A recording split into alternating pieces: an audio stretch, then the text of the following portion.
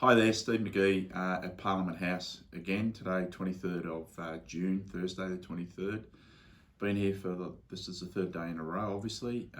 Been a big week, been a fantastic week, an historical week in Parliament with the events of yesterday, Wednesday, with First Nations Assembly, First Peoples Assembly coming into Parliament, smoking ceremony on the steps of Parliament with many hundreds of people there.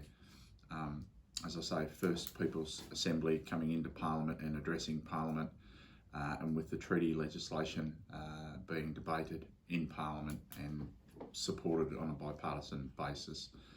A really historical day, and it was fantastic that Victoria's leading the way on this legislation, and reconciliation, bridging the gap, those sorts of things. Victoria is leading the way, and it's great to be part of it. Very historical day, and amazing to see everyone in here yesterday.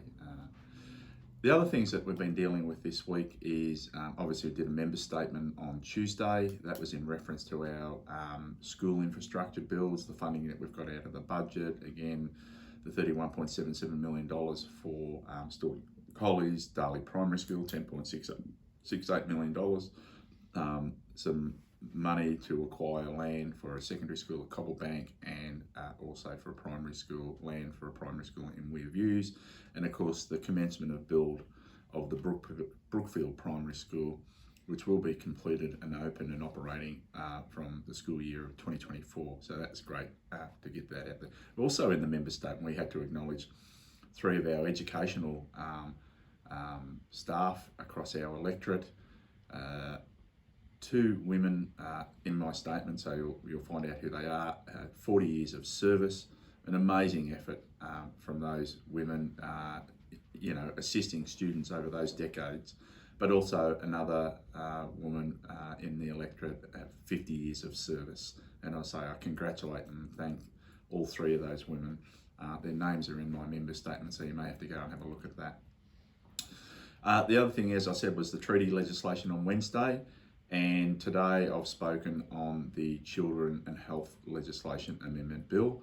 And I'm not far away from going back into the chamber to speak on the Safe Timber Harvesting Zones legislation. We've also had a few events on this week. Western United Football Club brought in their premiership trophy, and we had some photos done with them and congratulated them on their fantastic win in the A-League, which is a great result for them. Everyone was very excited about it. The other couple of things that have been on, autism agencies have been here this week throughout in Queen's Hall and doing a number of presentations, and we had a fantastic lunchtime presentation by Amaze and talking about autism and supports and peer supports and things like that. I'm going to try and get some meetings out in Melton and out in the Western Corridor from some of the peer support groups, and even from Amaze, who look after the agencies for autism. So watch this space. We'll organise something and try and get information and educational sessions to try and support, well, firstly to better understand, and secondly to support families that may have autistic children. The last thing is the Richmond Football Club were in here last night, Wednesday night. They run an institute called Korangamagi Institute. It's been running now for 10 years. They've put 2,000 kids through that institute, Indigenous kids, helping them, supporting them in every which way. It's a fantastic institute, and it's kids from all over the state. It's not just linked to the Richmond Football Club.